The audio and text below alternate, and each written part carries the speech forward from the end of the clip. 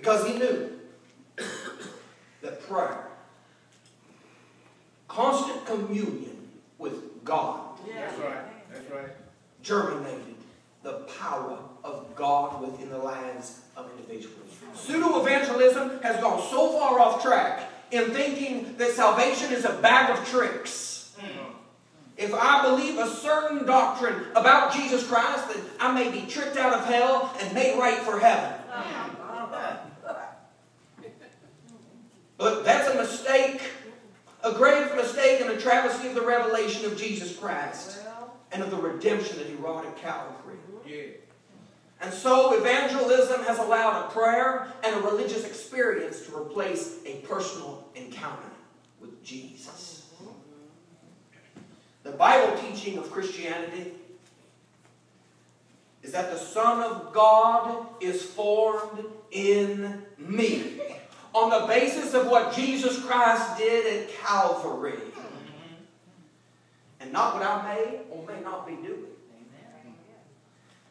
Until the life that I now live in the flesh, not the life I'm going to live in eternity, but the life I now live, that all men can see and hear, I live by the faith of the Son of God who loved me and gave himself for me. Amen.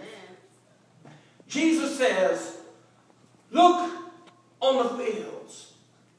They're ripe for the picking. Look at that no-account husband. Look at that no-count, mean-spirited neighbor. Look at that wayward child. Throw open those doors and look out across Kyle.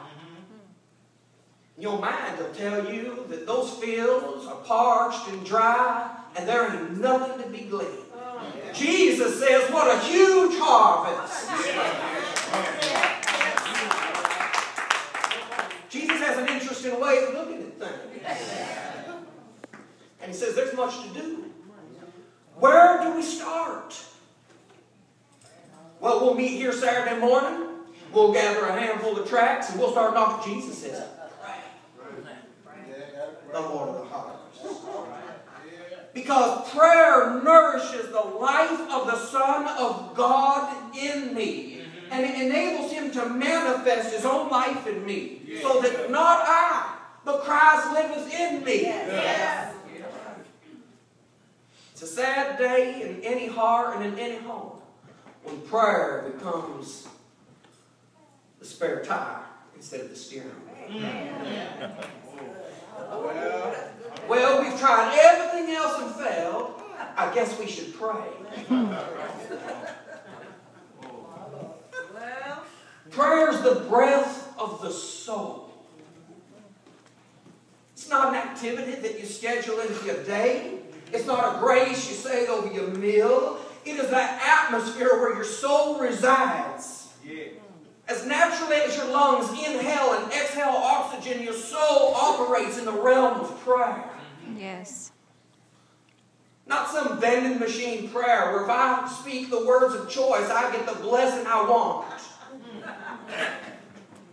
We're not speaking about praying some personal agenda over a life that we would like to see fit our own goals for them.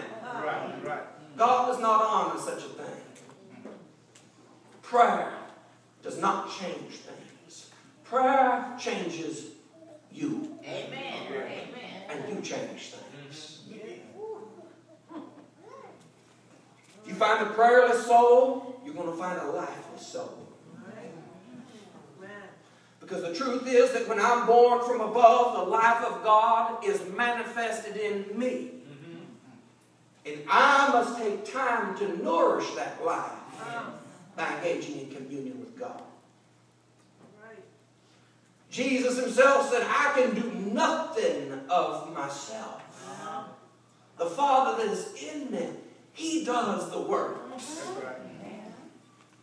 You may grab a tool and begin to glean in that field, friend. You may find some results, but all you'll have is wind, hay, stubble. Jesus says, you want to reap a harvest? Pray. Get intimate with God. become a friend of God. And something happens when you begin to pray.